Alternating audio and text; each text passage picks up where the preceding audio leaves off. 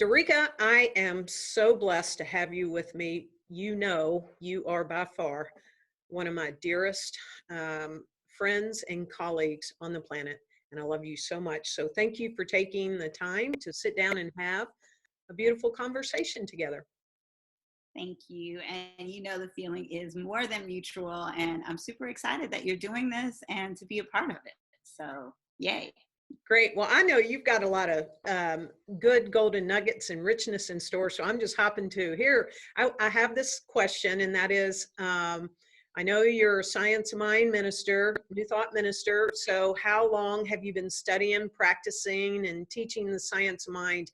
And how has it, in some ways, share some examples of how it's impacted your life? Yeah, I came to Science of Mind 22 years ago now and was super excited. I had these beliefs for many, many years around kind of the oneness of all the religions and being able to see the great truths and this frustration around the dogma of only one can be right. And the first time I came to a Science of Mind church in Oakland, it was the East Bay Church of Religious Science. And they were singing this big Kirk Franklin song, Stomp. And also Ravi Ravi Shankar was preaching. And I was like, sold, right? Like whatever environment has created gospel and Ravi Ravi Shankar, I'm in. I want to see more of that. And that was what attracted me from the beginning, was this idea that what we call in Science of Mind, the religion was open at the top. And that was super exciting to me. And then as I got more involved, I got to experience the personal transformation aspects. I was able to forgive, some of the things that had been holding me back from my childhood. I took my first course in Science of Mind, I think a week after I had had a really painful breakup with my daughter's father. And it was, I think at CSLDallas, you all say, this stuff really works. And that really is what made the difference for me, was that it was working. It was working in healing things in my life that, that had been really painful and were really painful. And I just got further and further into it. And then as I started to take more courses and learn more about Ernest Holmes, I was really just fascinated by his focus on religion having an outcome that changes your life. That it wasn't just belief for belief's sake, that you actually, when you pray, something should happen. And that was just right up my sort of logical, scientific mind thing. And I was like, oh, okay, I'm interested in this. And then it wasn't long before I got my license to become a practitioner. And it took me a lot longer to pursue ministry. I was reluctant. I didn't see myself as a person who would be the right match for what I thought a minister was. So that took a little bit longer, but the initial pieces were, the respect for our religions and then the personal transformation that I experienced in my life. I love that. That's great. Well, so, speaking of, it took you a little longer to make that decision to be a minister. I know a little bit about you and your journey and your path. And when we met in 2010, which I just can't believe that's been 10 years now. That just really, that just blows my mind. So I know that there was a moment that you decided to move from being an activist, something that you really would say that you were for most of your life up until that moment, to being a spiritual activist. And so can you talk about that moment? Maybe it's an incident or whatever you'd like to share a little bit about that. And what difference is that activist, spiritual activist kind of thing? Absolutely. So I had been involved in youth development. I'm originally from Detroit, but when I moved to the Bay Area, I was living in Oakland. I had been involved in youth development, largely in the Black community in Oakland for many, many years. But in the course of doing that work, I really also was deeply involved in activism at a national and a local level, everything from, organizing and registering voters to police accountability. And in 2009, Oscar Grant was killed in Oakland by transit police. And it was one of the first killings of that nature that was videotaped. And I got involved in the movement for justice for Oscar Grant III, and was one of the lead architects of a movement to organize the community. And we were able to secure one of the first ever murder charges for an on-duty police officer. That had never really happened before. And this is, again, 2009. And so it was just this huge groundswell. I was on CNN and I was doing all these things, but there was this tension between what was true for me as a science of mind practitioner and what was alive in the activist community. So I was trying to figure out, how do I deal with anger? How do I deal with, what does justice mean? What does it look like? What is, my responsibility, both as, a practitioner of this philosophy, but also as an activist in my community? So there was a lot of tension there. And I had this moment, well, there were a couple moments. One, as I called my minister, Reverend Eloise Oliver, to invite her to come to this march we were having. We had 5,000 people at the first one, and then I called another one. We had 10,000 people. And I wanted her to come to the second one and start us off with prayer. And she said to me, "You pray." And I was like, "Oh, okay, yeah, sure, right. I can do that." Or she saw me on television, angry about something, and she called me and she said, "A practitioner is the presence of peace." And I was like, okay, but no justice, no peace. I was feeling all of that tension. And then there was a moment where I used to go and speak at the transit authority meetings around what we wanted and what our demands were for justice. And one time I wasn't there, and some people that I knew threw red paint on this woman at the transit authority. And they said, "The blood is on your hands," and they threw red paint on her. Oh. And that was that was outside of who I wanted to be. Another time, someone in the community called me and asked me to organize a protest at a police officer's funeral. And I was just like, what would make you think that I would organize a protest at a man's funeral as his family was grieving? What would make you think that? And my spiritual insight, my voice, the voice of God said to me, what would make them think that? And that was the moment where I realized that I had to make a choice, and that there were people in the community who resisted the idea of having spiritual leadership in our movements. And I wanted people not to call me unless they were willing to have that part of me be present. And so I said, I was always what we call unapologetically Black, but I wanted to be unapologetically spiritual. And so I went to ministerial school. I got the call to go to ministerial school in 1996.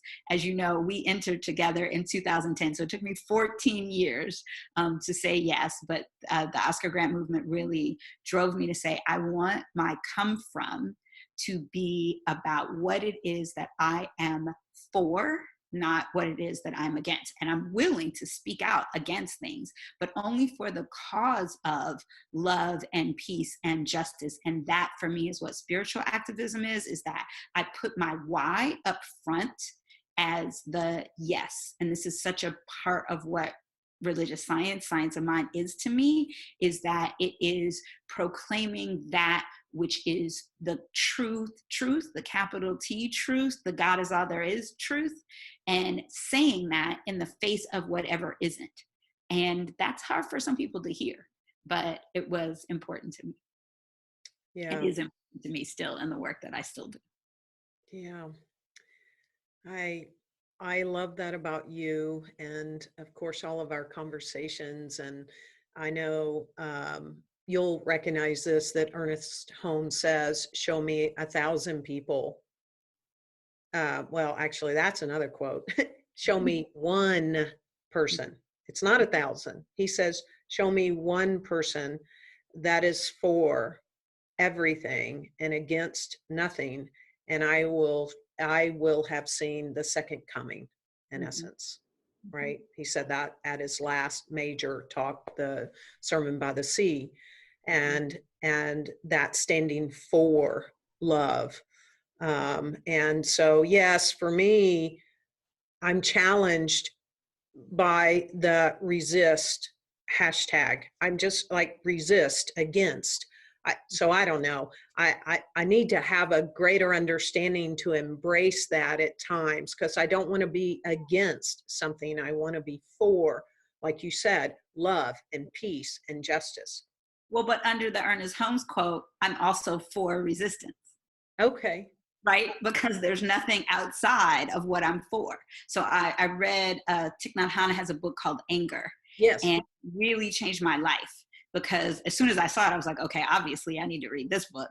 And I read it, and what he says is anger is our baby, and we have to take care of it. We can't ignore its cries. We need to go and find out what is going on. And I feel like that. I feel like it's important to speak out, to call, but not to call out, to call in. And so, like, I absolutely feel with every fiber of my being that I need to resist injustice, but not from a place of futility, not from a place of like, I need to pull away. It's almost like my consciousness is a resistance of injustice. Right? Like my yes is a resistance of injustice. It's like what I know is that injustice has no power. Right. And so that is an active resistance. Knowing that injustice has no power is an active resistance. And so for me, it's always been redefining what resistance is, redefining what activism is, to be inclusive and centered and grounded in my spiritual philosophy. But like, for me, what Science of Mind is that I redefine anything, right? Like cancer, right, evil, hatred, like give me anything that is quote unquote negative, and I will, through this philosophy, find the center of truth that kind of like melts it away. And that melting can be called resistance, right? Like I am, and you know, it's all semantics, right? I But love like, that. That's right? a great new way. See, and I knew one day there's a way for me to embrace that. Yeah. And in this moment, in this real-time moment, I can, thanks Yeah. to you on that. Yeah, I love Yeah. that. I mean, we teach that God is all there is. Yeah. So that means that all the quote unquote evil things, the bad things, the unproductive things, like we're not afraid to look at them, to walk into them and say in the midst, and you know, when my minister said a practitioner is the presence of peace, that means I need to be able to go into the lion's den, the well, the furnace, whatever that is, and it changes because I'm there, not I'm not able to deal with that. And I think that has been my biggest conflict in spiritual movements, in New Thought, is the sort of what we call spiritual bypass. Yes. Like, I don't want to deal with people who are angry. Yeah. I don't want to deal with people who can't see the truth. I don't want to deal with people who are stuck. And I'm like, yeah, but that's not what we say if they're stuck in cancer. Right. That's not what we say if they have, racism is a disease. And either this philosophy can heal any disease or it can't, right? And so that whole thing of like, you know, disdain for people who are angry and hurt and fighting, right? And I know that's not you, because I've worked with you for so many years, and you are so often the model for me of what allyship looks like. When I talk to people, and I used to teach at Stanford a class on racial solidarity, and I think about you and I and the journey that we've been on together these 10 years, but I more think about what you've done without my direction, without my help, without me looking over your shoulder, because of what your commitment consistently is. And you just honestly are one of the most consistent allies I've ever known. And I love and appreciate you so much for it, even including this. Having this platform for me to, you know, sharing power, your platform with me is part of what allies do. Yes. I love you. Thank you. And thank you for this. That was a great teaching moment for me. So thank you. So another thing that I know about you, because of our friendship and relationship, is over the past year, you've made some pretty significant decisions in your life, like, so that, like me, 6 years ago, everything changed. You know, you've made some decisions, and in the context of thinking about that, how has your spirituality, your science of mind, faith, and principles that you learned help you actually ignite that and move through that? So first, you have to make a decision, right? Because we're always at choice. But when you think of that, and whatever you want to share about it, I know how significantly your life has changed over this past year, and just as it really changed, we moved into this thing now known as COVID-19. Okay, so you let go of some safety nets. I mean, I know what that feels like, and yet here you are. So, what would you like to share and speak about on that? One of the things I love about this philosophy is that we really believe in like the inevitability of, well, I don't want to call it inevitability, but the natural progression of whatever the seed is that you plant into the fertile soil of the law. It's going to grow that plant. So you plant the seed, that's what's going to come out unless you do something to like cancel or uproot that idea. So one of my favorite books of all time is The Big Leap by Gay Hendricks. And I have read and reread that book 1,000 times. And it has been the catalyst for big leaps in my life. And so I was reading it again, and I had been at Stanford teaching and running their diversity inclusion office and working with first-gen low-income students for about 5 years. And I had gotten to the point where I had been promoted, and now I was just a little bit more involved in the bureaucracy of like managing people and going to meetings. And I just felt that disconnect from like being on the front lines in the work as a trainer, as a facilitator, as an organizer. And I was just like, I felt stymied. And the Big Leap is all about, as you know, moving from your zone of excellence to your zone of genius, right? And I often refer to the zone of excellence as the gilded cage, right? It's the place where you get all the accolades, you get all the money, you have all the prestige, you have all of that, but it's not what makes your heart sing.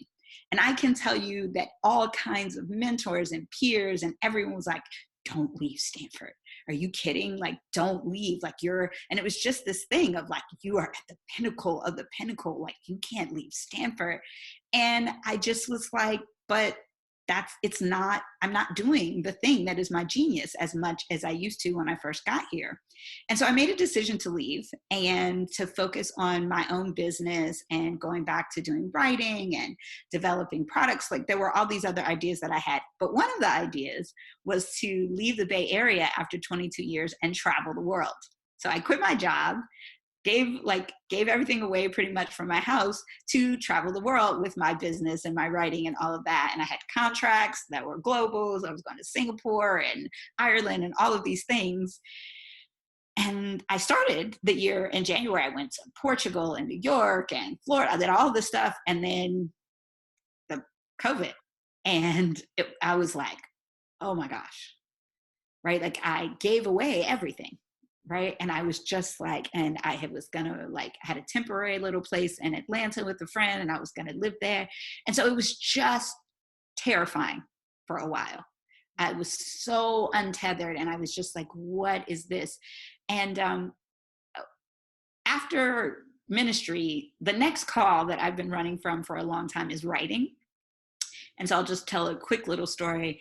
I had kind of stepped away from science of mind a little bit when I went to Stanford. I wasn't near my home church anymore, and Stanford was like taking up like a lot of my time and energy.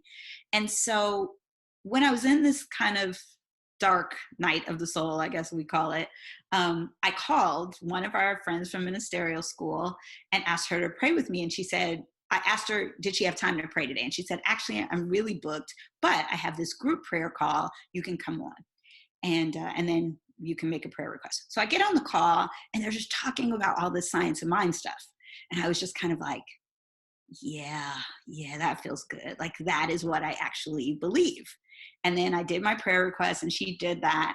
And I got off the call and I started writing, because that is really a big part of my call right now. And it's just this thing that I've been not really fully committing to. So I started writing, and then I got a phone call. And I was like, dog it, I completely forgot I had an appointment, right? And I'd been writing for about a half hour. And a phone call was from the dean of the Office of Religious Life at Stanford. And we had been trying to talk for at least a year. So anyway, we get into this conversation. By the end of the call, she has offered to publish whatever it is that I'm writing, this blog, on their website. So at 7:40 a.m., I reached out for prayer, and by 9:20, I had a place to like post my first like spiritual writing. Wow. And I was just like, okay, God. And then I got the call to come back and start preaching back at my old church in Oakland. And I was like, okay. Like, I feel like I'm always some like biblical character wandering in the wilderness until God is just like, come back. And so that's kind of how this has been working. Oh, and what she said to me on the phone, her name is Tiffany Steinberg. What Tiffany said to me is she goes, because I was alone. I was quarantined by myself for most of COVID. I went 3 weeks without touching another human being. And she said, this is your wilderness experience. Buddha had one, Jesus had one. Not that I'm comparing myself to Buddha and Jesus, but like you're having your wilderness experience. Yeah. And I was like, okay, like my whole life has been perfectly interpreted in like an hour and a half, and there you go. So. I love it. Well, I can't wait to keep seeing what is truly going to come forward and continue to come forward for you for the rest of this year. I love it. Thank you. So, all right, 22 years. I know this might be a little challenging question, but if you were to choose one or two, what's your favorite spiritual practice or spiritual tool maybe that might not be a typical one that you turn to when you need to? Well, I mean, obviously meditation is the most typical one. So, but I have to say it because at the beginning of this year too, as part of my big leap, I did a 10-day Vipassana meditation retreat. And my minister, Reverend Eloise, had been telling me to do it for years and years. And I was always too busy. 10 days, who can take 10 days? So of course, when you quit your job, you have 10 days. So I did it for New Year's and it was amazing. Nothing at all like what I thought it was going to be like. So I think it's part of the reason why I think of it as a special tool is because what I think has happened for me more this year that I hadn't really realized was I've become much, much, much more grounded in my body and aware of what's happening in my body as part of like my spiritual communication and information about myself. And so Vipassana was very, very much about that. And the therapist that I go to is very much about that. And so like, I just feel like there's this convergence in my life of being more aware of the messages that are happening, somatically and kinesthetically in my body. And so I would say that thing of spending time just checking out what is going on in my body, right? Because I've always done other kinds of clearing your mind meditation. And I'm sorry, I don't know all the different names of all the kinds. I've done a bunch of different kinds of visualization and all of those things. But this being grounded in my body has been really helpful this year. Journaling is actually a really big spiritual practice for me. I've been doing it for a very long time. I go back every year and highlight. I go through my whole journal and highlight things that I want to carry forward into the next year. Every few months or so, I read the entire journal for the year just to kind of do a check-in, like what am I focusing on? I take my journal and because I do it on my computer, I write things at the very top that I want to focus on so that every time I open this document up, the things that I really want to focus on are at the top, like a gratitude list, like goals for the year, affirmations, they're all at the top. And I have to go past those to scroll down to the place that I want to write.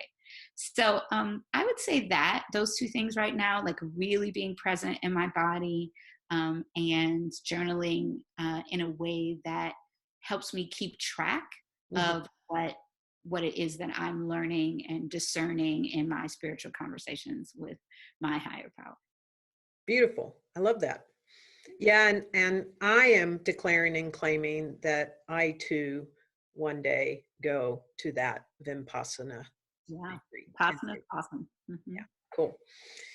All right. So last question for you is really a open at the top kind of question. Is there anything else that you'd like to share with us before we depart? Yeah, I think, so the piece that I wrote was called A Different Way of Knowing. And I did a talk, a sermon right around that time on of fear and faith. And I very intentionally didn't call it from fear to faith. And we talk a lot in this philosophy about embracing your shadow side. And I think that kind of integration is so critical as we move forward in this philosophy, and also in making a home in this philosophy for people who aren't always, it doesn't always come to them initially, this idea of like kind of being positive all the time.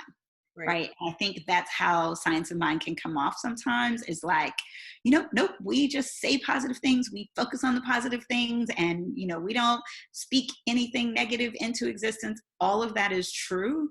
And this moment that you and I had earlier around the word resistance, I think is a deepening of the power of this philosophy.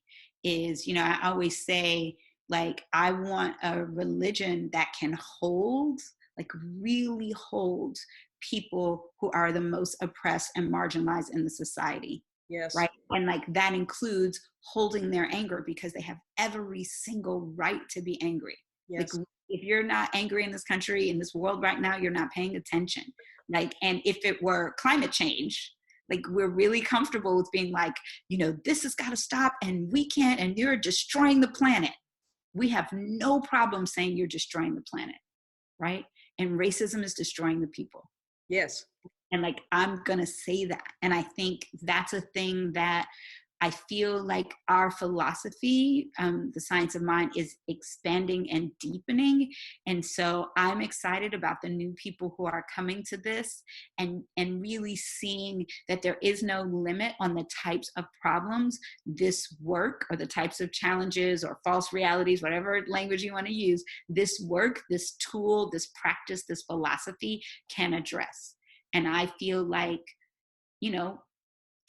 xenophobia is, other than climate change, xenophobia is the biggest problem in our world. Yeah. And if we don't have tools that are willing to address that, and address it like directly and forthrightly, then we're not relevant. And so I'm excited that we are relevant, that you do the work that you do, that I do, and for new people who come into this philosophy to see a place in it for that. So I would say that's my last thing. I love that. Yeah. And I mean, Peter and I were just talking about this the other day, and we don't have a problem with like acknowledging the cancer in the body, and holding the person that got the diagnosis and all of that, and then moving to the healing of that, right? The truth to be revealed as wholeness.